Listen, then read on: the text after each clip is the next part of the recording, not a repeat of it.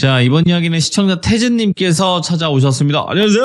안녕하십니까! 이렇게 또 태진님이 전화 받으실 겁니다. 바로 한번 전화 해보도록 할게요. 반갑습니다.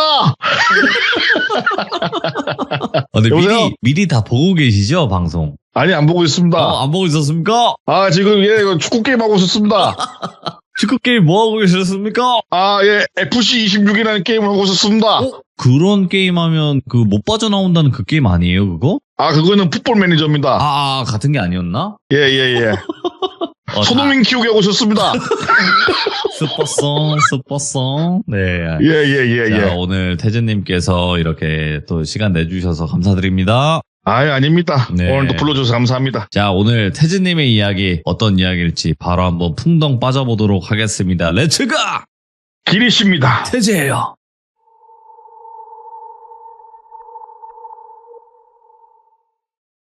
이번 사연을 들려준 사람은 지금은 그냥 직장인이에요. 평범한. 네. 동갑내기 친구고 저랑 같이 젊었던 시절에는 이 친구는 락밴드에서 메인 보컬을 담당했던 친구예요. 열심히 활동도 했고 그랬던 친구인데 그 락밴드 보컬 시절에 겪었던 이야기를 가져왔어요. 그때는 이 친구도 무섭다고 느꼈고 한동안 여기에서 겪은 일 때문에 약간 등골이 오싹오싹하고 일상생활에 지장이 있었는데 지금은 그냥 소주 한잔 하면서 옛날에 이런 일을 겪었다, 믿던지 말던지 난 이런 일이 있었다라고 말할 수 있을 정도의 이야기고 오늘도 언제나 그렇듯이 이번 이야기의 주인공은 똘비로 칭하고 가겠습니다. 아시다시피 대부분 밴드들은 연습실이 꼭 필요해요. 합주할 수 있는 연습실이 꼭 필요했고 합주할 수 있는 연습실을 구하기 위해서 노력을 했는데 모든 언더 음악을 하는 사람들 중에 돈이 많은 사람들은 거의 없다라고 저는 생각을 하고 실제로 돈이 별로 없어요, 사실. 네네. 돈이 그리 넉넉하지 않으니까는 수소문에서 꽤나 많이 저렴한 가격에 지하에 있는 연습실, 합주실을 얻게 되었다고 합니다. 발품 팔고 막 노력해가지고 진짜 원하는 가격을 얻어서 기분이 좋잖아요. 하지만 거리가 좀 있었대요. 홍대에서는 약간 거리가 있는 곳이지만 그래도 싸니까 아주 좋은 곳을 구했다라는 생각으로 입주를 해서 연습실 겸 합주실로 사용하게 되는데 처음부터 입주하기 전에 건물주로부터 듣게 된 이야기는 보통 여기가 보관용 창고로만 썼대요. 사람이 직접 들어가서 살거나 뭘 한지는 좀 오래됐다. 그래서 여기 안에 곰팡이 같은 거나 거미줄 같은 거 있을 건데 이거는 청소를 해줄 건데 벽지를 원하면 벽지도 발라주겠다. 그러니까는 굳이 여기서 살 것도 아니고 합주만 할 거고 하니까 어차피 자기네들이 방음 설치를 해야 되기 때문에 괜찮다. 벽지는 필요 없고 우리 그냥 이렇게 생활해도 나쁘지 않을 것 같다. 괜찮다라고 말하면서 작업실에 입주를 했다고 합니다. 그리고 작업실을 사용하게 된 첫날에 우리 작업실도 생기고 이렇게 하니까는 으쌰으쌰 하자는 그런 마음에 회식을 했다고 해요. 작업실에서. 전문적으로 같이 모여서 음악을 할 수 있다는 생각에 축하 파티 같은 걸 하게 되었고 그렇게 지하실에서 부어라 마셔라 하면서 앞으로 우리 열심히 연습해서 이제 씹어 먹자, 앨범도 내고 이런 식으로 막 술잔을 기울이면서 서로의 전투력을 불태우면서 먹다 보니까는 한 명, 두 명 술에 취해서 나가 떨어지고 집이 가까운 몇몇 애들은 집으로 가고 리더랑 몇몇 사람들은 또 좀 약간 거리가 있기도 해서 그냥 작업실에서 잠이 들었다고 하더라고요. 리더라는 양반이 잠을 얼마나 잤을까? 리더는 목이 말라서 잠시 눈을 떴다고 하더라고요. 근데 눈을 딱 떠서 흐리멍텅한 눈으로 보는데 뭔가 덩치가 엄청 큰 그림자가 잠들어 있는 멤버 한 명 머리맡에 있는 거 보게 되는 거예요. 근데 이게 처음에는 어두워서 저거 뭐지라는 생각에 집중을 해서 졸린 눈을 비비고 자세히 들여다보니까는 그런 큰 덩어리 같은 엄청 큰 그림자가 멤버 한 명의 머리를 쓰다듬고 있더래요. 그런 모습이었대요. 정확하게 쓰다듬는다라고 정의는 할 수 없고 그냥 그런 모습이었대요. 엄청 큰 무언가가. 근데 자세히 보니까는 우리가 머리를 쓰다듬을 때는 보통 부드럽게 쓰다듬잖아요. 근데 두피가 벗겨져 나갈 정도로 엄청 빠르고 누가 봐도 뻑뻑하게 머리를 쓰다듬는 모습을 확인하게 된 거예요. 그러면서 잠이 깨고 자세히 보니까는 엄청 긴 손가락으로 멤버의 머리를 막 쓰다듬고 있는 거예요. 그 모습이 무섭기도 하고 자기도 모르게 헉 소리를 냈다고 하더라고요. 그러자마자 머리를 쓰다듬던 그 덩치가 엄청 큰 그 그림자가 서서히 자기 쪽으로 고개를 돌려서 눈, 코, 입도 없는데 쳐다보더니 그 쓰다듬던 손으로 입을 가져다 대서 쉿 하는 그 느낌 있죠. 제스처. 그런 식으로 엄청나게 긴 손가락을 하나를 치켜세우면서 마치 쉿 조용히 해라 라는 제스처를 보였다고 합니다.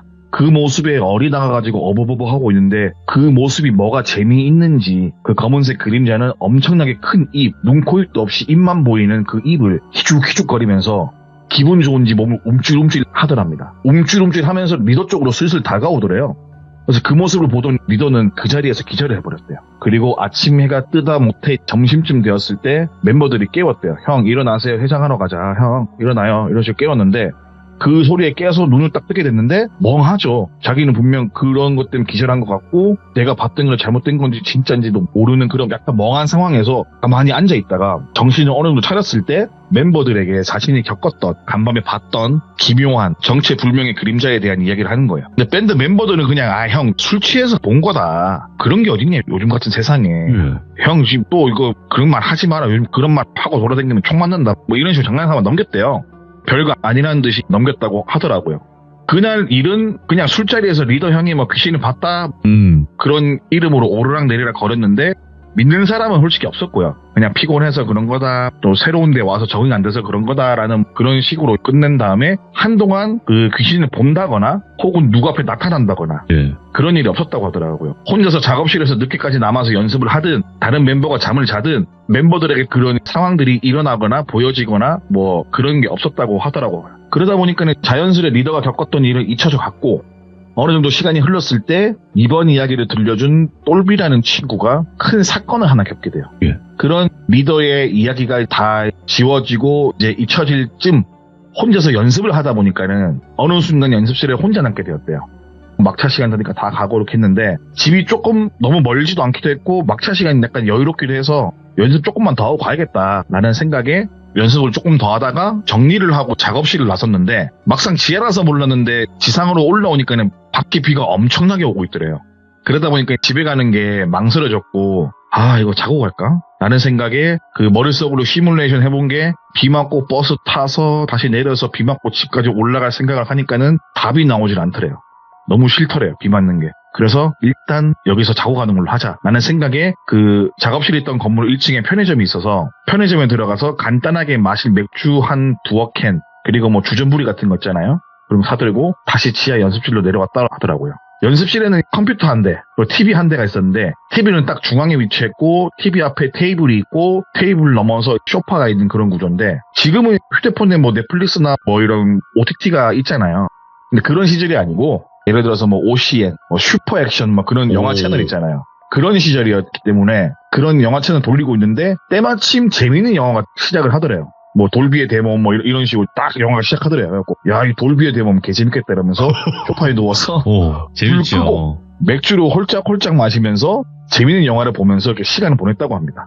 영화를 누워서 보면은 다들 공감하시겠지만은 자기도 모르게 졸음이 살살 와요. 자신도 모르게 잠시 꿈뻑 졸았다가 눈을 떴는데 그 자기가 꿈뻑 졸기 전 내용보다 한 10분 정도 지난 그런 이야기가 나오고 있는 부분이었대요. 그래서 대충 내가 한 10분 정도 졸았나 보다. 근데 이 10분 정도 졸은 시간 동안 이 뒤에 내용이 엄청나게 재밌는 장면이 곧 나온대요. 그래서 야 이제 곧 재미난 장면이 나오니까는 졸지 말고 봐야지 라는 생각에 영화에 집중하면서 보는데 뭔가 이상한 느낌이 들었다고 해요. 그냥 무언가를 뭐 당장 봤다거나 그런 건 아닌데 TV 쪽을 바라보면서 유심히 그냥 영화에 집중을 하고 있는데 TV 뒤쪽, TV가 뿜어내는 밝은 영상 쪽 TV 뒤쪽 너머 어두운 곳에 뭔가가 있는 느낌을 받게 되는 거예요. 뭔가가 있는 것 같은 느낌을 강하게 받게 돼서 근데 그 뭔가한테 내가 이거를 인지한 티를 낸다거나 여기서 부자연스럽게 내가 행동을 하면 안 될 것 같은 느낌을 강하게 받았다고 하더라고요. 그냥 내가 지금 영화 보는 것처럼 티 안 내고 그냥 영화를 봐야겠다. 이 시선을 영화 쪽에만 둬야 될 것 같다. 내가 어떠한 걸 느끼거나 봤다는 걸 알아채는 순간 분명 나한테 안 좋은 일이나 위험한 일이 벌어질 것 같다는 생각이 계속 들더래요. 그래서 계속 TV 쪽으로 시선을 고정하다가 문득 느낀 건데 이 TV 뒤에 있는 뭔가 검은 형체 아닌 검은 형체가 점점 TV 쪽에서 움직여서 내가 있던 소파 쪽으로 살금살금 오고 있는 느낌이나 기척 같은 걸 받았다고 하더라고요. 쉽게 말해서 이제 연습실 불은 다 꺼져 있고 빛이라고는 TV에서 내뿜는 빛이 전부인데 그 빛이 방을 다 채우지 못하잖아요. 빛이 기껏해야 소파 정도까지의 거리만 빛을 뿜어내는데 그 나머지 공간은 다 어둠일 거 아니에요. 그 어둠을 틈타서 꾸역꾸역 천천히 뭐 벽을 타고 자기한테 오는 느낌? 그런 느낌을 강하게 받았대요. 근데 이 느낌은 확실히 느낀 게 분명히 점점 다가오고 있다. 이걸 확신했다고 하더라고요. 그래서 여기서 내가 도망을 쳐야 될까? 아니면 불을 켤까? 라는 생각을 가지면서도 사실 그렇게 벌떡 일어나가지고 불 켜는 게 보통 용기가 아니거든요. 그래서 그런 고민을 하고 있다가 어느 순간 영화가 끝이 났어요. 그런 고민을 계속하는 사이에 그 사이 동안 점점 어두운 곳 더 다가오고 있었고, 그러면서 보통 영화가 끝나면 엔딩 크레딧이 올라오잖아요. 영화관이 아닌 이상 그 당시 TV에서 틀어준 영화들은 엔딩 크레딧이 안 나오고 바로 광고로 넘어가요. 근데 희한하게 그날은 엔딩 크레딧이 계속 올라오고 있었다고 하더라고요. 그래서 돌비가 느낀 게 뭐지? 왜 광고 안 나와? 왜 엔딩 크레딧 자꾸 올라오지? 라는 생각이 들면서도 눈은 자꾸만 주변 시를 자기도 모르게 의식을 하게 되는 거예요. 일어날 용기도 없고 가만히 있다가는 안 되겠다. 채널이라도 밝은 곳으로 돌리자라고 생각에 손에 쥐고 있던 리모컨은 뭐 스포츠 채널이나 음악 채널, 뭐 그런 시끄럽고 영상 밝은 채널을 바꾸려고 하는데 손이 안 움직이는 거예요. 왜 손이 안 움직이지? 라면서 몸을 일으키려고 하니까는 몸도 안 움직여요. 직감적으로 나 가위에 눌렸네. 이게 말로만 듣던 가위라는 거구나. 근데 내가 잠도 안 들고 가만히 있었는데 어떻게 가위에 눌린 거지? 라는 생각을 하면서 있는데 눈도 굴려지지 않을 정도로 가위가 눌려버린 거예요. 그래서 눈은 고정적으로 TV만 바라보고 있는 거예요. 근데 그 상황에서 TV를 바라보는데 방금 말씀드렸다시피 엔딩 크레딧이 올라가는 중이라고 말씀드렸잖아요. 엔딩 크레딧에 예를 들어서 뭐 청왕경찰 1역에 뭐 누구누구, 경찰서장역에 누구누구, 뭐 철물점 최씨 역할에 뭐 특별 출연 영화배우 누구누구 이런 식으로 나오는 게 정상이잖아요. 근데 지금 올라가는 엔딩 크레딧은 소파에 누워있는 사람 1 돌비, 손에 리모컨 쥐고 있는 사람 1 돌비, 눈깔이 굴리다가 가위 눌린 사람 1 돌비, 존재를 모른 척했지만 알고 있었던 역할 1 돌비, 뭐 이런 식으로 자신이 처한 상황에 맞는 배역이라고 해야 될지 뭐라고 할지 모르겠는데 여튼 그런 식으로 엔딩 크레딧이 쫙 올라오고 있더래요. 점점 올라가면서 보니까는 뭐 중3 때 짝사랑 고백했다 차인 남자 역할 똘비, 뭐 고등학생 때 수학여행 장기자랑 나갔던 남자 1똘비, 이런 식으로 자신의 어린 시절 뭐 있었던 일부터 해가지고 자신에 관한 것들이 쭉쭉쭉쭉쭉 엔딩 크레딧에 올라오는 거예요. 미치겠는 게 이걸 보면서도 몸을 움직일 수가 없는 거예요. 그렇다고 눈을 감을 수도 있는 것도 아니고 소리는커녕 아무것도 할 수 없어서 눈이 떠 있는 상태로 그냥 무서워서 눈물이 줄줄 흘렀다고 하더라고요. 그러다가 어느덧 엔딩 크레딧은 거의 다 올라가는 지경에 이르렀고 마지막으로 보여지는 거는 뭐 이 영화 촬영을 위해서 한 명의 사람과 4천 몇백 명의 스텝이면 스텝, 뭐면 뭐라고 딱 나와야 될 거 아니야. 근데 비어있는 공간, 마치 컴퓨터로 치면 스페이스로 칸 띄우기 한 것처럼 뭔가 적혀져 있어야 하는 공간에 띄워져 있는 거야. 그래서 한 명의 사람과 뭐 4,500명의 빈 공간 해가지고 촬영에 도움을 주셨습니다. 라는 문구가 뜨는 거예요. 그러면서 엔딩 크레딧이 다 올라가니까는 나지막히 귀 뒤에서 들리는 소리가 영화 재밌다 그치? 라는 소리가 들렸고 그 소리를 듣자마자 온몸에 힘이 쭉 빠져서 똘비는 그대로 기절을 했다고 하더라고요.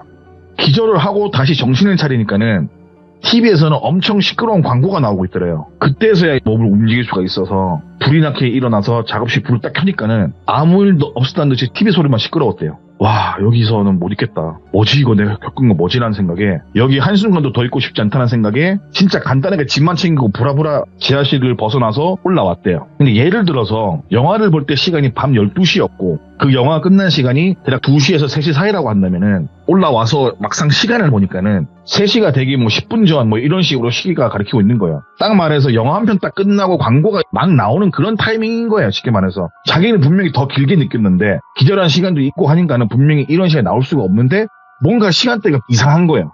뭔가 금방 벌어지고 내가 짧게 겪은 건가? 이거 뭐지? 이거 어떻게 설명해야 되지? 라는 생각에 머리가 막 아프고 막 이럴 때 작업실 내려가는 계단을 슬쩍 보는데 뭔가 그 계단 아래 검은 물체가 있을 것 같고 다시 내려가서 뭔가 확인할 용기는 안 나더래요. 그렇다고 집에 걸어가려고 하니까는 어두컴컴한 길을 가로질러서 가든 하기에 너무 무서운 거예요. 근데 아까 말씀드렸다시피 이 건물 1층에는 편의점이 있어요. 편의점에 들어갔다고 합니다. 평상시 편의점을 자주 이용하기도 하고 야간 알바는 가끔 이야기도 해본 사이라서 인사하고 들어가서 라면이라도 하나 먹고 정신 차리자 라는 생각에 복잡한 마음이었지만 일단 라면 하나를 들고 계산대에 가서 계산을 하는데 뜬금없이 알바생이 이런 얘기를 하는 거예요. 오늘 새벽에 아래에서 술 파티 있어요? 예? 그게 무슨 말이에요? 아니 아까 맥주랑 과자를 잔뜩 사들고 가시길래 그냥 여쭤봤다. 예.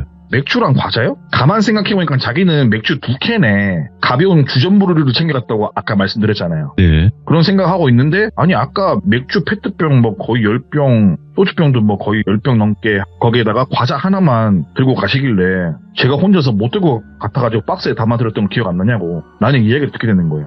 그래서 그걸 어떻게 용케 들고 가시길래 좀 신기해서 물어봤다 라고 말하는 알바생의 말을 들으면서 제대로 대꾸를 못하고 라면을 들고 가가지고 멍하게 앉아가지고 생각을 했대요. 뭐지 내가 소주 10병 페트병 10병? 이게 말이 되나? 내가 들 수나 있나? 이걸 내가 샀다고? 도저히 기억이 안 나더래요. 분명히 나는 맥주 2캔에 간단한 주전부를 사들고 내려간 기억 말고는 없는데 그 알바생이 말했던 기억이 단 1도 떠오르지 않는 거예요. 그렇다고 알바생이 거짓말을 할 것도 아닌데 라는 생각이 드는 순간 우리가 체크카드를 쓰면은 금액이 얼마 썼는지 나름 문자 서비스가 있잖아요. 그 시대에도 그런 건 있었어요. 재빨리 휴대폰을 열어서 확인했을 때 맥주 2캔에 주전부를 사봤자 진짜 잘 나와봐도 돈 10,000원 정도 나오는 금액인데 돈이 10만원 가까운 금액이 결제가 되어 있더래요. 아니 분명 내가 맥주 2캔을 이라는 생각을 하다가 이거 지하에 뭔가 있다. 내가 그럼 지하에 미치겠네라는 생각에 문을 꼭 확인해야겠다는 생각에 편의점 박차고 나가서 지하실로 급하게 뛰어내려갔대요. 예. 그리고 문을 열어보니까는 TV는 그대로 켜져 있고 천천히 둘러보는데 자기가 못 봤던 것들이 보이더래요. 나올 때는 급해서 못 봤는데 TV 앞 테이블에 소파가 있다 그랬잖아요. 예? 그 소파에 사람들이 딱 앉으면은 그 앞에 잔 같은 게 놓여져 있잖아요. 우리 술 먹을 때 뭐 소파에 3명이 앉는다 그러면 뭐 잔 3개 이런 식으로 잔이 놓여져 있고 소주병이나 맥주병 다 따져 있고 심지어 잔이 놓여진 자리가 뭔가 사람이 앉은 것 같은 그런 느낌으로 자리를 채우듯이 놓여져 있는 모습을 본 거예요. 야, 내가 미쳤구나. 오늘 뭔가 단단히 내가 지금 홀렸구나. 미쳤네. 라는 생각에 등골이 오싹오싹해지고 그런 순간에 그 작업실 형광등이 깜빡깜빡 하더래요. 깜빡깜빡 하다가 깜빡깜빡 하는 느낌으로 전구가 이상하게 불이 나갔다 들어갔다 하는 상황에 멍하게 있다가 야, 내가 지금 멍하게 있을 게다. 이거 여기 더 있으면은 또 홀린다. 라는 생각에 불이 나게 문을 닫고 다시 지상으로 올라왔고 아무튼 이래저래 해 뜨기만 기다리면서 더 이상 아무런 잡생각 하지 말고 뭘 정리하려고 하지 말고 머릿속으로 그냥 내가 잠시 악몽을 꾼 거다. 나는 마인드 컨트롤을 하고 날이 밝으면서 사람들이 하나둘 출근하는 모습이 보일 때 집으로 갔다라고 하더라고요. 그렇게 집에 갔고 집에 가자마자 잠을 잤는데 그날부터 몸살이 너무 심하게 나서 일어날 수가 없는 거예요. 식은땀이 뻘뻘 나고 침대 시트가 다 젖을 정도로 몸이 아팠고 아프다 못해갖고 뼈 마디마디가 저렸다고 하더라고요.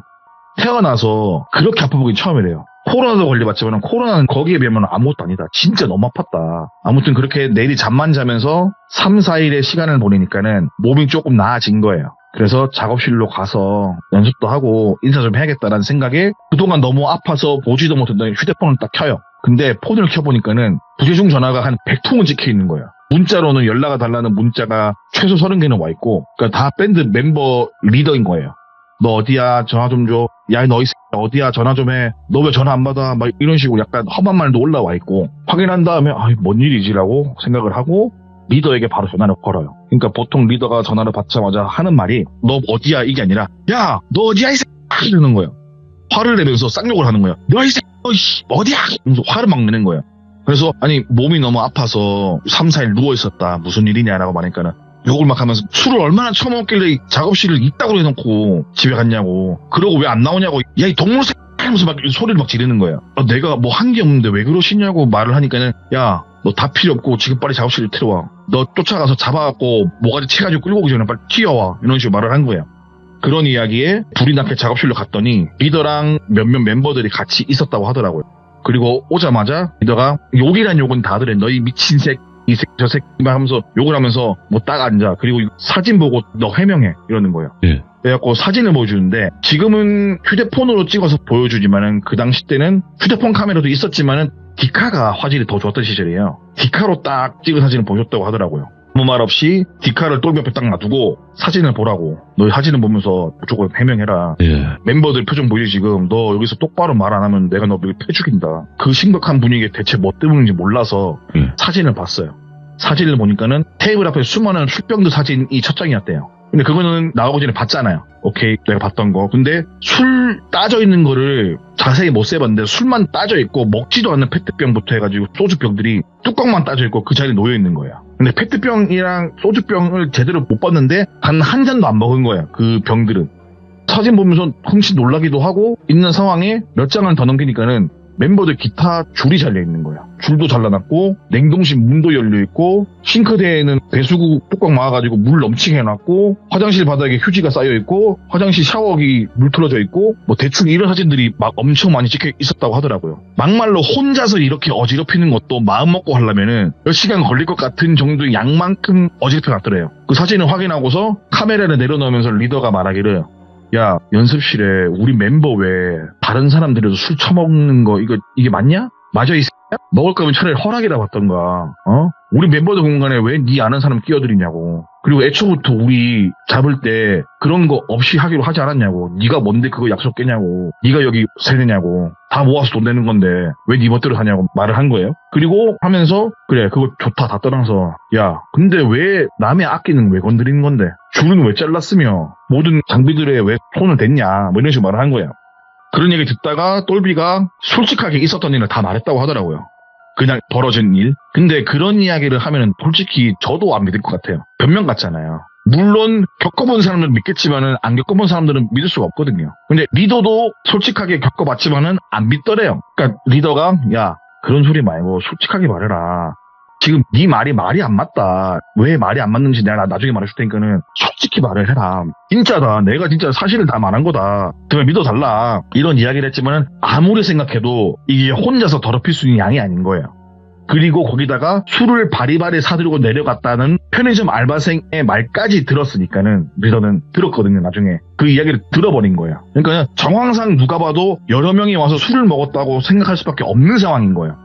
혼자서 한 게 아니에요. 분명히 술을 여러 명이서 먹었는데 이게 자꾸만 거짓말을 하니까는 아무튼 이래저래 뭐 풀 수 없는 관계가 되어버렸다고 하더라고요. 나는 진실을 말했다. 똘비는 말하고 리더는 야 거짓말 하지 마라. 그런 일이 있겠냐. 그리고 이거를 어떻게 그렇게 하냐. 말이 되냐. 이게 제정신인 사람들이 이렇게 못한다. 그럼 네가 미친놈이냐. 막 이런 식으로까지 말이 오가더래요. 예. 그래서 그건 아니다. 하지만은 내가 말했던 건 진실이다. 라고 말하고 리더는 진실을 진짜 말을 해라. 똘비는 이게 진실이다. 라고 말한 거죠. 근데 이렇게 말하니까는 관계가 안 좋아지는 거죠. 그래서 똘비는 그럼 내가 거짓말이라고 생각하면 내가 나가겠다 밴드를. 나는 진짜 사실을 말했고 난 내 말에 거짓이라고 생각하지 않는다. 진짜다 이거는. 리더는 그래 나가라. 너처럼 거짓말하고 남한테 피해주는 애를 멤버로 끼울 수 없다. 나가라 하고 사이가 멀어지고 밴드를 나왔대요. 그리고 똘비는 다른 밴드에 소속이 돼서 열심히 또 활동을 했다고 해요. 그렇게 한두 해 정도 지나가지고 다른 공연장에서 만나게 됐대요. 그 밴드를. 네. 그 리더가 있는 밴드 봤는데 리더가 인사를 하면서 시간 지났으니까는 뭐 미안하다 말도 하고 뭐 그러면서 너 혹시 오늘 공연 끝나고 일이 있냐라고 하길래 아니 일 없다 말하니까는 그러면 형이 할 말이 있는데 소주 한잔 할래? 이렇게 말을 하는 거야. 그래서 알겠다 그러면 끝나고 소주 한잔 하자라고 말하고 공연이 끝난 다음에 소주 한잔 했다 하더라고요. 예. 소주를 마시면서 했던 첫 마디가 뭐냐면은 미안하대요. 내가 그때는 못 믿었는데 너 나간 다음에 그 작업실에서 너나 할 거 없이 다 봤다는 거야. 밴드 리더 또한 똘비가 말한 똑같은 환경에 놓인 거예요. 그러니까 예를 들어서 밤 늦게 남아서 연습하다가 집에 갈 타이밍 놓치고 있다가 그냥 소파에 앉아서 TV를 보는데 전등이 나가더래요. 그리고 TV가 멈추더래요. 화면이. 똘비가 말했던 것처럼 검은색 뭔가가 보였고 자기는 앉은 자리에서 가위가 눌렸대요. 그런 일 겪고 그 밴드 리더는 그런 일이 있을 때 바지에 실내까지 할 정도로 와. 무서웠다고 하더라고요. 그리고 마찬가지로 도망치고 근데 그 얘기를 밴드 멤버들한테 하고 싶었지만은 똘비 생각이 나서 내가 이렇게 보냈는데 내가 겪었다고 말을 하면은 멤버들이 믿어줄까? 라는 생각 거기다가 아 내가 이렇게 말을 하면은 똘비가 나간 거를 문제 삼지 않을까라는 쪼잔한 생각 반 이게 합쳐져가지고 멤버들 말을 안 했대요. 예. 근데 다른 멤버들도 마찬가지로 밤늦게까지 작업을 하면은 가위 아닌 가위에 눌리거나 한 명은 또 심한 게 화장실에 갇혀가지고 그 문이 안 열려가지고 불 꺼진 화장실에서 이상한 일이 겪기도 했고 그러면서 멤버들이 다 나가버린 거예요. 밴드를. 새 멤버를 받고 이러면서 하다가 그 작업실을 벗어난 거죠. 계속 귀신이 나오니까는. 그래서 작업실도 바꾸고 이렇게 해가지고 다시 밴드를 차려서 했는데 언젠간 똘비를 보면은 꼭 말해주고 싶었대요. 미안하다고. 근데 그렇게 몇 년이 지나서 공연장에서 똘비를 봐서 너 말고 나도 겪었다. 네가 겪은 일을 내가 이해해주지 못해서 미안하고 솔직히 그때는 네가 거짓말을 한다 생각했는데 내가 겪어보니까는 이렇더라. 정말 진심으로 미안하고 그때 용서해줄 수 없냐라고 말을 하니까 똘비는 나가서도 믿지 못했을 것 같다. 예. 형이 이렇게 솔직하게 얘기해줘서 고맙다. 어떻게 보면 형한테 치부일 수도 있고 안 좋은 얘기일 수도 있는데 나한테 와서 용서를 거는 것도 고맙고 나도 이제 지난 일이니까는 웃으면서 말할 수 있는 것 같다. 괜찮다라고 말을 하면서 이야기가 끝나게 됩니다. 오늘도 태지의 이야기가 진짜 이렇게 막을 내리는군요. 진짜. 이야. 아 감사합니다. 태지다 역시. 태지가 태지했다. 태제가 세상을 구합니다. 예.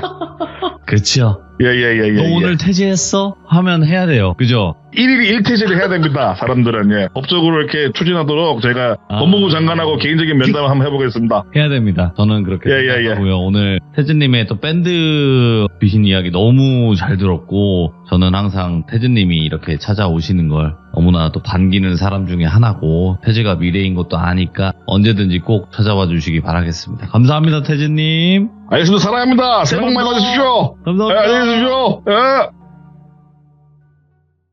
자, 이번 이야기는 시청자 태진님께서 이야기를 들려주실 겁니다. 오늘 태진님이 들려주실 이야기는 어떤 이야기일지 같이 만나보도록 할게요. 여보세요. 안녕하세요. 아, 반갑소. 예, 반갑습니다. 아유, 저 이번 주 준비했습니다. 아, 이번 주 총기 다 끌어놓고 수입까지 다 하셨으면 바로 이야기 출발 준비 가능합니다. 알겠습니다. 저희 다 이제 준비 완료했고 바로 한번 태진님의 이야기를 들어볼 건데, 오랜만에 오셨어요, 태진님. 예, 제가 요즘에 또 늙은 나이에 늦지막히 허리가 또 다쳐가지고 또 안 돼. 아, 진짜 다른 곳은 몰라도 허리는 다치시면 안 돼요. 남자의 생명을 잃었습니다. 저는 오늘부터 여성으로 탈바꿈하겠습니다. 아니, 왜 그러세요? 뭐 많이 다치신 거예요, 크게? 아, 지금도 복대를 하고 누워서 전하고 있습니다. 아이고. 아무튼 다시 건강해지실 태진님을 항상 바라고 있고요. 그리고 좋은 날 다 갔습니다. 예. 아무튼 듣고 싶지 않은 내용이었지만 제발 좀 괜찮아지기를 바랬어요, 저는. 네. 네. 아, 정말 세상이 호락호락하지 않네요. 쉽지 않지만 오늘 그래도 시들물을 들려주시러 이렇게 자리해 주셔서 다시 한번 너무너무 감사드리고, 오늘 해주실 이야기 주제가 있을까요? 담아내기 과장. 아, 담아내기 과장 있었죠. 예, 외전을 하나 원래 있던 거를 마무리 지어야 되겠다 싶어서 아하. 들고 왔습니다. 알겠습니다. 그러면 최근에 올라온 태진님의 이야기를 안 들으신 분들은 슬프겠지만 어쩔 수 없습니다. 저희는 예습 복습은 알아서 하시는 거기 때문에. 자, 그러면 바로 들어보도록 하겠습니다. 렛츠고! 기리십니다. 태지예요.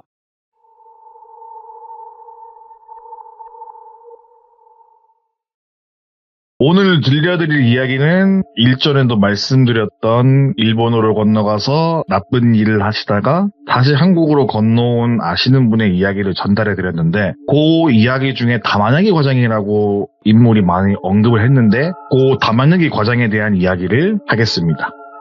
담아내기 과정에 대해서 혹시나 모르실까봐 정말 짧게 설명을 드리자면은, 일본에서 활동했던 어둠의 세계 심부름센터 같은 개념의 회사의 과장이었고, 말이 과장이지 그 업계 내에서 굉장한 힘을 가진 인물로서 나중에 알고 보니까 일본 사람 아닌 북한 사람이었고, 잔인하고 귀괴하고 괴상한 사람입니다. 아무튼 담아내기 과정에 대한 에피소드인데, 담아내기 과정에 취미가 한 가지 있었어요. 그건 바로 스이세키라고 불리는 건데, 한국어로 말을 하면은 수석. 예, 돌을 수집하는 수석을 일본어로 스이세키라고 한다 하더라고요. 뭐 돌의 자연 경관이나 동물 혹은 뭐 어떤 형상이 마치 누가 직접 그린 것처럼 돌에 자연스럽게 새겨져 있는 그런 뭐 자연석을 통칭 일본어로 스이세키라고 하는 걸로 대충은 알고 있습니다. 저도 들어서 아는 얘기고, 그런데 일반적인 문양을 수집하는 게 아니라 이분은 특이하게 물을 부어야지만 어느 정도 또 뚜렷한 모양이 특정 부분에 나타나거나 특정 부분에 물을 뿌리면은 약간 진가가 발휘되는 그런 수석을 더 좋아했다고 하더라고요. 많은 수석을 모았지만. 그래서 이제 뭐 어떤 부분에 뭐 이끼가 낀 거, 어떤 부분에 뭐 더 이쁜 부위, 특정이 있는 수석을 모으는 게 어떤 취미였는데, 예를 들어서 비유를 하자면은 저희가 제주도로 뭐 출장을 갈 일이 생기거나 하면은, 저희는 제주도 가면은 특산품을 사서 온다거나 면세점에 들려가지고 술을 사온다거나 약간 그런 식으로 출장을 마무리하잖아요. 그러면은 담아내기 과장은 만약에 자신이 제주도에 간다면은 제주도에 있는 뭐 현무암 같은 돌에서 물이나 형상을 찾기 위해서 들이든 산이든 바닷가든 돌아다니면서 자기가 마음에 드는 수석을 찾을 때까지 반쯤 미쳐있는 그런 상태인 거예요. 뭐 특산품을 찾고 이런 게 아니라 수석을 찾기 위해서. 그러다가 어느 한날은 일본 고베시에 있는 미카게라는 지역으로 출장을 가게 되었다고 합니다. 저도 이야기를 들으면서 들은 바로는 고베시에 가면 사케를 많이 사오거나 또 고베시에는 소고기가 유명하다 하더라고요. 고베시 출장을 가게 되면 꼭 들리는 장소가 있었다고 하더라고요. 거기가 바로 그릇을 많이 만드는 장인들이 있는 곳이 있었대요. 고베시에. 거기서 그릇을 꼭 사고 고베시 내에서 특정 장소에서 수석으로 뭐 쓸만한 돌들을 그렇게 찾아다녔대요. 보통 일정이 만약에 2박 3일의 일정이라고 하면은 그 안에 자신의 마음에 드는 돌을 못 찾으면은 2박 3일의 일정이 지나가더라도 일주일 정도까지는 찾아보고 그래도 없으면 포기하고 일정을 마무리하면서 이제 원래 자기가 있던 지역으로 돌아오고 했다고 합니다. 처음에는 똘비도 출장을 따라갈 일이 없어서 원래 일정을 늦게 오는 날이면은 일이 좀 사이즈가 있구나 혹은 뭔가 다른 특이사항이 생겼구나 하고 말았는데 연차가 쌓이면서 같이 출장 갈 일이 생기거나 혹은 주변 동료들에게 들은 얘기로는 수석에 관한 얘기를 듣게 되면서 왜 정해진 날짜보다 더 늦게 오게 되는지 이해를 하게 되는 지경에 이르렀다 하더라고요. 아무튼 앞서 말했듯 고베시에 출장을 갈 일이 생겨서 다마네기 과장하고 함께 출장길에 올랐는데 그때 과장이 이야기를 하기를 나는 저번에 고베시에 왔다가 마음에 드는 돌이 없어서 일주일 정도 있었는데 돌을 찾지 못했다. 요번에 가서는 꼭 돌을 찾거나 돈을 주고 사거나 뭐가 됐든 내가 마음에 들게 꼭 매듭을 짓고 와야겠다 라는 이야기를 하더라고요. 뭐 그 당시 수석이라는 취미는 우리나라도 그렇습니다만 좀 고급 취미잖아요. 거기다 일본에서는 돈이 좀 있어야 하는 취미 중에 하나였다고 하더라고요. 그 당시 그 시대상으로는. 우리나라도 마찬가지로 좀 여유로운 사람들이 하는 취미고 뭐 이렇게 기품이 있기도 하고 제 기준으로는 그렇습니다만 아무래도 일반적인 취미 활동보다는 좀 정적인 그런 취미 활동이잖아요.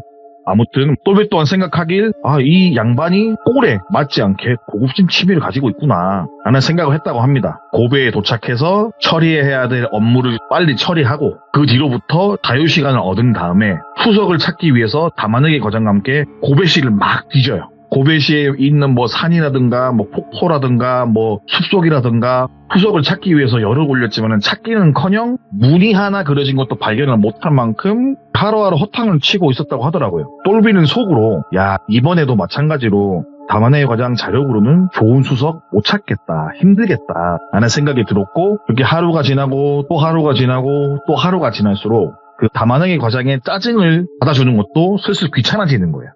자기를 위해서 이렇게 수석을 찾고 있는데 약간 화풀이 하는 것처럼 하는 그런 행동이 너무 싫었고 기분이 많이 언짢아질 무렵이 되었다고 합니다. 허탕을 친 그날도 다마네기 과장은 화를 씩씩 내면서 안 되겠다. 친한 지인이 있는데 술이나 한잔하고 숙소로 들어가자 라면서 똘비를 이끌고 갑니다. 똘비는 속으로 그래 차라리 수석 찾을 바에 술이라도 한잔하고 숙소 들어가는 게 덜 피곤하겠다 라는 생각에 다마네기 과장이 이끄는 대로 다마네기 과장이 예약해둔 술집으로 들어갔다고 합니다. 술집을 들어서는 순간 이 인간이 갑자기 왜 생뚱맞게 술을 먹자고 했는지 바로 알아챌 수가 있었다고 하더라고요. 꽤나 고급진 술집 외형에 문을 열고 들어가면 작은 마당 같은 게 있었고 마당에는 연못도 있고 연못 주변을 메우거나 길을 따라서 놓여진 수많은 수석들을 보게 된 거예요.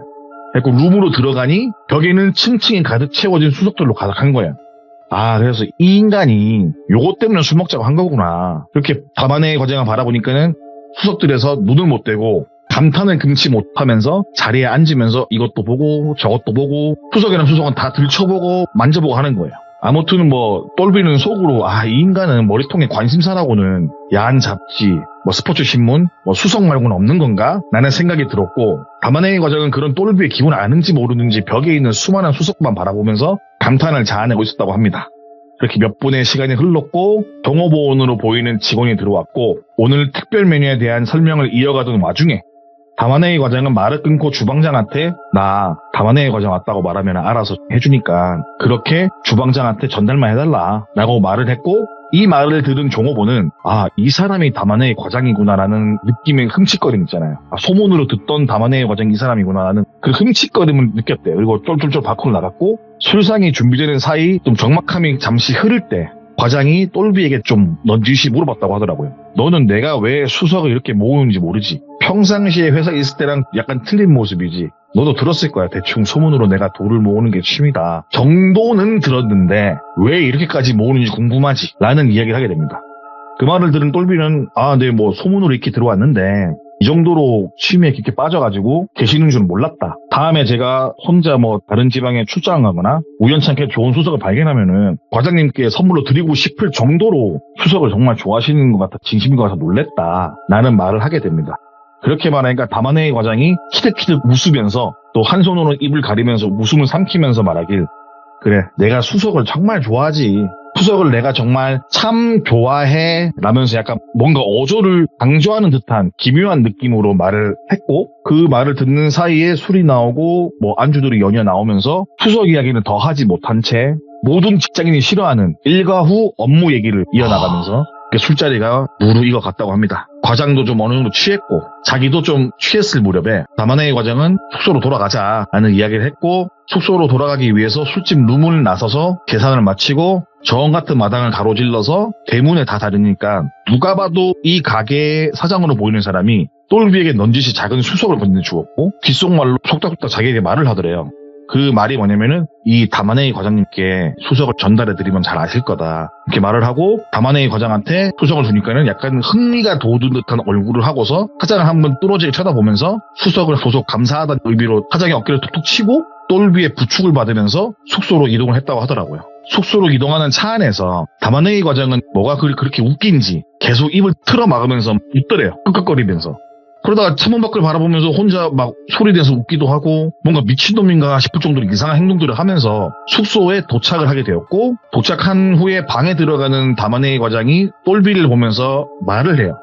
야, 너희들 내일 나 깨우지 말고 너희들도 푹 쉬다가 오후 3시쯤 3시 정각에 아마 네 방으로 전화 한 통이 올 거야. 그러면 주소 받아 적어서 애들 데리고 가봐. 가면은 뭘 주든 아니면 뭘 시키든 여튼 뭐 가봐. 주소 잘 받아줬고 연락 온 연락처 한 통 따놓고 연락처 걸려온 번호는 종이에 메모를 해서 내 방에 끼워두고 너희 출근할 때 출발할 때 내 방으로 놓고 5번만 하고 그리고 갔다 와라. 그리고 일 다 보고 들어오는 길에 벤또 한 3개 사오고 일단 다녀와 라는 이야기와 함께 방으로 휙 하고 들어갔다고 하더라고요. 그렇게 다음날이 되었고 약속한 3시에 정확히 1초도 넘지 않고 딱 오후 3시에 전화가 왔다고 하더라고요. 그래서 여보세요 하고 말 끝나기 무섭게 주소를 주르르 부르더래요. 뭐 돌비시, 돌비군, 돌비면, 돌비리, 뭐 돌비다시 뭐 이런 식으로 쭉 부르고 연락 가능한 전화번호를 알려준 다음 번호를 탁 끊었다고 하더라고요. 걸려온 쪽에서. 대충 보니까 고베시 안에 있는 차이나타운 근처 찻집이었다고 하더라고요. 나중에 알고 보니 그 연락처의 주인이 그 찻집의 주인이었고, 아무튼 연락처와 주소로 적은 종이를 과장이 묵고 있는 숙소 방문 틈에 꼽아놓고 노크를 5번 하고 그 차이나타운으로 나갔다고 합니다. 네. 도착했을 때 보여지는 풍경은 뭐였냐면은 정말 후덕하게 생긴 덩치가 좀 있으면서 인상이 꽤나 살벌한, 딱 누가 봐도 모르는 사람이 봐도 아, 이 사람은 무조건 어두운 쪽 관련된 일을 하겠구나 라고 단번에 느낄 수 있을 만한 풍채와 아우라를 풍기는 사람들이 자기들이 반겨줬고, 반겨준다고 어색하게 웃는 미소 사이에 이빨이 막 둥둥 빠져있고 약간 치아 관리가 안 돼서 이빨이 누런 건지 검은색인지 알 수 없을 정도로 관리 상태가 엉망이 이빨을 드러내면서 기괴하게 웃는다면 웃는 그런 표정으로 찻집 안쪽으로 안내를 하는 모습을 보여주더라고요. 그래서 보면서 등골이 좀 오싹하기도 하고 막 기분이 되게 찜찜했다고 하더라고요. 그게 이제 도착한 장소에 들어서 대기를 하니까 사장으로 보이는 사람이 잠시만 기다려달라면서 와서 인사를 하고 자리를 잠시 비우고 조그마한 상자 하나를 꺼내서 똘비 앞에 놔두더래요. 그래서 똘비가 이게 뭐냐고 물어보니 다른 건 아니고 이거는 일전에 과장님이 부탁한 수석인데 우리도 좋은 물건 찾는데 오래 걸렸다. 꼭 잘 말씀해 주시고 다음에 또 고베시를 오실 때 미를 언지를 주시면 그 오시는 시간 맞춰서 본토에서 물건들을 찾아서 연락을 드리겠다 라면서 세상 무해한 웃음으로 은퇴를 하는데, 아무리 봐도 이 사람들이 웃는 모습이 이리 보고 저리 봐도 평생 이렇게 웃어본 게 손가락 안에 꼽을 만큼 그만큼 웃어본 적이 없는 사람들처럼 어색했고, 예? 그런 어색한 웃음을 뒤로 하고 물건 챙겨서 나왔다고 하더라고요. 그 밤안의 과장이 시킨 대로 도시락 3개를 사들고 숙소로 돌아왔고, 모든 볼일을 마치고 과장의 방문을 똑똑 두드리니까 과장이 나와서 도시락 3개와 그 수석에 든 상자를 잡아채고 다시 방으로 들어가면서 똘비에게 하는 말이 오늘까지 푹 쉬고 내일 아침에 출발하자. 아침에 몇 시까지 준비 다 되면은 로비에서 만나자 라는 이야기를 하고 문을 닫고 들어갔다고 하더라고요. 똘비가 느낀 거는 아니 여기 와가지고 도대체 뭐 하고 있는 건가라는 생각이 들더래요. 수석에 미쳐도 정도급 미친 수준이 아니구나. 진짜 진심인 사람이구나. 와 진짜 이 양반은 대단한 양반이다 라는 생각을 하고 다시 방으로 돌아왔고, 그렇게 그날 하루도 별거 없이 보내고 다음날이 돼서 일정을 마치고 원래 자기들이 활동하는 지역으로 이동을 하게 되었다고 합니다. 당시 과장의 기사는 따로 있었는데 과장이 똘비 보고 자신의 차를 운전하라고 시키고 약간 독대 느낌으로 차를 타고 갔다고 하더라고요. 그렇게 똘비가 과장의 차를 운전해서 가는데 과장은 뒤에서 뒷자리에 앉아가지고 전화를 막 돌리더래요. 여기저기 뭐 이제 일거리에 대한 전화, 뭐 안부 전화, 아니면 화력에 종사하는 분들에 대한 전화, 개인적인 업무, 뭐 사업적인 전화를 막 2시간 가까이 했고, 그 모든 전화가 마치고 잠시 정적이 흐를 쯤에 과장이 입을 열어요. 너 궁금하지? 이러는 거예요. 그래서 솔비가 뭐 어떤 거 말씀이십니까? 그러니까 너 내가 왜 수석에 약간 미친 듯이 수집을 하고 있는 거, 여기에 몰두하는 거 좀 궁금하지 않아? 라면서 웃으면서 솔비에게 물어봤다고 하더라고요. 예. 근데 솔비는 잘 모르겠다는 식으로 정중하게 이야기를 했고, 과장은 또 키득키득거리면서 한 손으로 입을 가리면서 웃음을 참는 듯 참지 않는 그런 이상한 웃음을 비추면서 솔비 얼굴에 톡톡 치면서 이야기를 합니다. 너 내가 진짜 재밌는 얘기 하나 줄까? 이러는 거예요. 근데 뭔가 말하고 싶어도 죽겠다는 표정으로 솔비를 바라보면서 듣고 싶다라고 말해라 하는 표정이 얼굴에 읽힌 만큼 그런 표정으로 바라보면서 솔비가 만약에 이야기를 듣기 싫다라고 말을 하면은 여기서 나를 죽일 것 같은 그런 느낌을 받을 정도로 기괴한 표정으로 듣고 싶지 않냐고 물어보는 거예요. 아, 듣고 싶습니다. 부탁드립니다. 라고 말을 했고, 과장은 근데 우리가 내가 이걸 너한테 말해줄 만큼 우리 사이 가까운가? 아직 이른가? 말해줘도 될라나? 어쩔라나? 이러면서 약간 놀리는 느낌으로 혼자 부산스럽게 굴다가 무릎을 탁 치면서 좋아, 내가 이야기해줄게 라면서 자기가 수석을 모으는 이유, 찾는 이유, 어제 오늘 뭐 수석을 받아온 이유에 대해서 이야기를 하는 거예요. 지금부터 나올 이야기는 다마네기 과장의 말인즉슨 일본의 수석 문화는 중국에서 건너왔다는 이야기가 있어요. 이건 약간 역사 공부가 될 수도 있는데 스이코 천황이라고 불리는 동아시아 최초의 여제가 있어요. 여자 황제가 있는데 그 당시 스이코 천황이 통치하는 무렵에 아스카 문화라고 하는 백제식 불교 문화가 불교 정신을 널리 알렸고 왕권 유지도 잘했고 지역 호족들의 우호적이었고 그런 천황이었는데 이 시기에 수석이라는 문화가 중국을 통해서 건너왔다고 하더라고요. 그 당시 중국과 관계도 좀 좋았고 그렇게 수석이 약간 큰 나라에서 온 거잖아요. 일본은 작은 나라고. 그래서 큰 나라에서 내려준 하사품이니까는 약간 일본 내 권력자들이 수석을 모으는 게 취미였대요. 그래서 그 당시 때부터 해가지고 지금까지 수석은 힘 있는 가문, 혹은 가문의 부흥, 혹은 이제 뭐 자신의 이제 명성 같은 거라고 아름아름 전해져서 내려왔다고 하더라고요. 그래서 그 다마네 과정이 좀 약간 곁들이는 이야기를 해준 게 뭐냐면은 우리가 흔히 아는 도요토미 히데요시, 이 사람은 수석에 관심이 많았다. 뭐 쉽게 말해 전설로 내려오는 이야기 중에 하나가 그냥 일반 바위인지 절벽인지 하는 곳에 도요토미 히데요시가 앉아서 앉고 일어나니까는 엄청난 무늬와 화려함을 자랑하는 수석으로 바뀌었다라는 그런 전설이 있다. 근데 그걸 살아생전에 어떤 수집가가 그 수석을 깎아내면서 히데요시가 병에 걸려 죽었다라는 이야기가 있을 만큼 수석은 약간 권력의 상징이나 부 그런 느낌으로 일본 시대에 뿌리 내렸다고 하더라고요. 그리고 현대에 와서는 쉽게 말해서 접대, 우리나라가 금두꺼비가 은혜를 갚는다고 막 금두꺼비 같은 거 주잖아요. 그런 것처럼 일본의 어둠의 세계 혹은 권력의 힘을 빌리거나 기대해야 할 때 수석을 주고받는 일이 많았다고 하더라고요. 그 당시 때는. 잔챙이 같은 조직 같은 거는 돈으로 그냥 처리를 하지만은 그런 잔챙이들이 아닌 꽤나 큰 규모의 조직끼리 거래나 혹은 그 윗선에 줄을 대야 할 때 수석을 많이 이용했다고 하더라고요. 쉽게 약간 표현을 빌리자면은 저희가 명절 때 고마운 사람에게 한우 세트를 보낼 때 팩으로 해서 보내진 않잖아요. 선물을 포장을 하고 포대기를 싸서 보내잖아요. 그런 식으로 수석도 마찬가지로 일정한 돈과 더불어서 수석 한 개 정도는 뭐 이렇게 건네는 형식으로 발전을 했다고 하더라고요.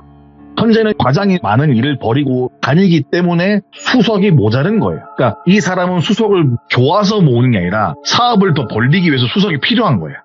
어제 받았던 수석은 그 술집 사장이 나한테 건넨 일종의 위로금, 뭐 청탁금 같은 개념이고 마찬가지로 차이나타운에서 받아온 수석 또한 잘 봐달라는 그런 보호비 같은 그런 거래요. 그래서 뭐 대놓고 돈만 주고 청탁을 하는 건 너무 사업성이 없어 보이고 양아치 같고 그런 거니까는 약간 어둠의 세계에서도 사업성에 뛰기 위한 일종의 뭐랄까 뭐 자신들의 정당성, 품격 같은 걸 챙기는 거죠. 수석으로. 그런 용도라고 생각하시면 편하실 것 같아요. 어쨌든 다마네 과장은 이런 이야기를 하는 거는 윗수뇌부와 이야기를 하거나 내가 믿는 사람에게만 얘기를 한다. 내가 너를 믿는 것 같아서 내가 말을 하고 싶나 보다 라는 식으로 이야기를 한 거예요. 그리고 이 바닥에 불문율이라는 게 있는데 내가 누군가에게 줬던 수석이 있을 거 아니에요. 그 수석이 돌고 돌아서 혹시나 내가 처리해야 되는 상대편의 집에 내가 뿌렸던 수석이 있으면은 그 집은 손대지 않아요. 자기가. 이게 불문율이에요. 그래서 이 다마네의 과정은 나는 많은 수석을 뿌리지만 많은 수석을 받는다. 나는 오래 살고 싶고 이 재미난 일을 오랫동안 하고 싶다. 나중에 누군가 나를 해하려 오더라도 내 집안에 있는 수석들이 그 사람과 연관이 있길 바라면서 하루하루 수석을 모은다 라고 이야기를 하는 거예요. 사실 이런 이야기 들으면서도 같이 들은 이야기는 다마네기 과장은 유년 시절에 일본인에게도 천대받고 같은 한국인에게도 북한 사람의 천대를 받았고 부모님이 또 노름쟁이였어요. 노름빚에 반강제로 다마네기 과장이 있는 지금 회사에 팔아 넘겼다고 하더라고요. 저는 유년 시절 자라는 환경이 정말 중요하다고 생각하는데 과장은 머리가 좋았다고 하더라고요. 팔아서 넘겨져 왔을 때도 겁을 먹기는커녕 자신의 쓰임새를 보여주면서 능력을 어필하면서 한 단계 한 단계 올라가는 과정에서 인간적인 면모는 다 떨쳐버리고 지금처럼 소시오패스 같은 성향으로 자라온 거예요. 자신이 가장 무섭고 두려운 거는 그냥 개죽음이래요. 그러니까 죽는 거에 대해서 두려움이 있었다고 하더라고요. 전에 이야기 들어보시면 아시겠지만은 이 사람은 그런 것 때문에 사람을 해해서 100명이든 1000명이든 어떻게 해가지고 앵간한 잡기가 못 달라붙게끔 뭐 그렇게 제가 말씀드렸던 기억이 있는데 그런 것처럼 약간 좀 그런 두려움이 있었다고 하더라고요. 말하는 걸 들어보거나 은연중에 비치는 그런 걸 보면은. 그리고 이 사람이 예를 들어서 1부터 10까지의 강도가 있는 일이 있다면은 3 정도의 강도로 처리를 하면 끝날 일이에요, 만약에. 많게는 7에서 10까지의 강도로 일을 처리해버리는 경우가 많았어요. 그로 인해서 적이 또 많이 생기게 되었고, 그러다 보니까는 하루하루를 살아도 내가 언제 어떻게 죽을까에 대한 두려움이 분명히 있었고, 겉으로 표현을 하지는 못하고 안 했지만은 같이 지내본 똘비가 그런 것들이 작게 나면 눈에 보이더래요.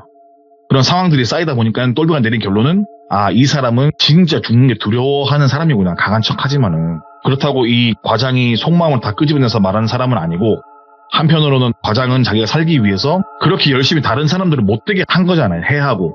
진짜 더럽게 살았다고 하더라고요. 항상 큰일에는 수석을 동반한 채 그렇게 목숨 줄이자 작은 취미였던 다마네기 과장의 수석 모험이 계속 이어지는 거예요. 뿌리고 모으고 뿌리고 모으고. 근데 아시다시피 다마네기 과장은 죽어요. 전에도 말씀드렸다시피 어떻게 죽었는지 정확히 알 수는 없었다고 합니다만 네네. 똘비가 느끼기로는 아, 이 사람은 죽어도 절대 곱게 못 죽었을 거다. 분명히 뭐 어디 뽑히든 뭘 했다는 뭐 약간 풍문을 들었지만은 그보다 더 했으면 더 했지 못하지 않게 죽진 않았을 거다. 예. 엄청 심하게 죽었을 거다. 라는 생각이 했었고 겁을 숨긴 채 살아왔던 다마네기 과장은 자신을 살리는 도구로 수석을 이용했었고 수석으로 잘 나가고 싶었지만은 결국 끝은 많은 사람이 해외에 왔기 때문에 결말이 안 좋게 되었던 그런 이야기입니다. 아, 역시 오늘 태진님의 그 언변에 저희가 빠져들 수밖에 없어요. 태진님. 아, 아닙니다. 태진님이 지금 참여하신 지가 정확히 어느 정도 되셨죠? 제가 오래됐죠? 한 7년은 된 것 같은데? 6년? 7년은 아닐 거고요. 아, 7년 아닌가? 한, 네, 한 7년 5년 되지 않았을까요? 한 진짜 5, 6년 차 정도 되지 않으셨어요? 지금 중간에 좀 길게 쉬긴 하셨지만 한 2년 쉬었을 겁니다. 그죠. 그러니까 길게 쉬긴 네. 하셨지만 연차로 따졌을 때는 아, 제가 좀 거의 짬이 좀 됩니다. 조상님이네, 조상님. 네, 제를 잘 지내주세요. 와. 앞으로 제가 참여할 때는 향 하나 꽂고 시작하시죠. 이야, 진짜 매 명절에 찾아뵈야 돼. 진짜 태진님은 네, 제가 명절마다 좀 한번 찾아뵈야 되는 분이 아닌가 이런 생각을 하고, 아무튼 오늘 태진님이 또 다마네기 과장 외전편도 너무나 잘 들었습니다. 항상 건강하셔서 또 오래오래 이야기 들려주시면 정말 좋을 것 같아요. 감사합니다. 예, 오래 살아서 돌비님 손주 볼 때까지 같이 살아야죠. 조상님 감사합니다. 예, 제가 또 네. 다음에 또 덕담으로 한번 돌아오겠습니다. 네, 감사합니다. 예, 수고하십시오. 네. 예. 오늘 또 태진님의 이야기를 들어봤고, 태진님 이야기 아직 안 들어보신 분들 계시다면 진짜 놀랍습니다. 네, 돌비 태즈 검색하셔서 이야기 꼭 들어보시길 바래요. 감사합니다.